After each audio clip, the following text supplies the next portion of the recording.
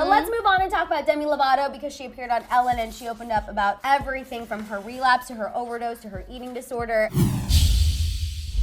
Let's kick it off with the heavy. She revealed the first time she got sober, she was 19, which she pointed out that's actually before you can legally drink, which is pretty wild. It is. She reflected that she got the help she needed at the time. She said that her and her team took on the approach of a one-size-fits-all solution, which is just sobriety. Yeah. However, over time, Demi says that she started to struggle more and more with her eating disorder. It didn't help that she was feeling very controlled. And she kind of opened up a little bit about that control, and it was pretty crazy. She said as far as the food situation went, like when she would go to her dressing rooms, before she would go in, her team would make sure there was no sugar, like no candy, no treats, no fruit. Oh my gosh. Anything. Wow. Anything that could trigger that situation, they made sure it was not there. She said that even when she would go to her hotel rooms, they would remove the phone from her room so she couldn't order room service. What? Like, it was a very controlling situation, and unfortunately, after that, she found herself 6 years sober and miserable. She said more miserable than she was when she was drinking.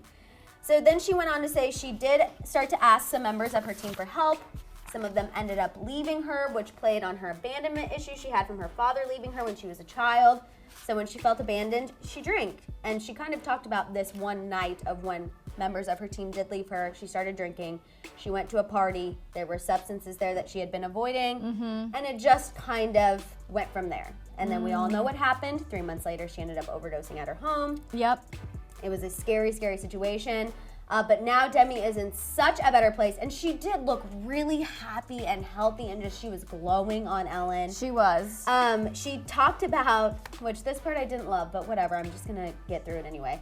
She praised Scooter Braun for being the first manager to actually get her a real birthday cake, which you guys know I don't love Scooter, but I gotta give him props here. She said prior to that, her team would always give her a watermelon cake. Oh my God. Which was just literally watermelon cut up in the shape of a cake with fat-free whipped cream on it, and that would be her birthday cake. That's insane. And it's just sad. It's just really sad. What I don't understand, I want to know the thought process behind this. So Demi gets clean, she gets sober, and then they also are like, by the way, we're going to restrict everything you eat and give you absolutely no agency over your own life. I don't understand why they ever thought that that would lead to a happy, healthy superstar. Right, and I think probably at some point the thought process was, well, if we're making sure she's always in a controlled environment, then there's no reason for her to ever go back to what she was doing.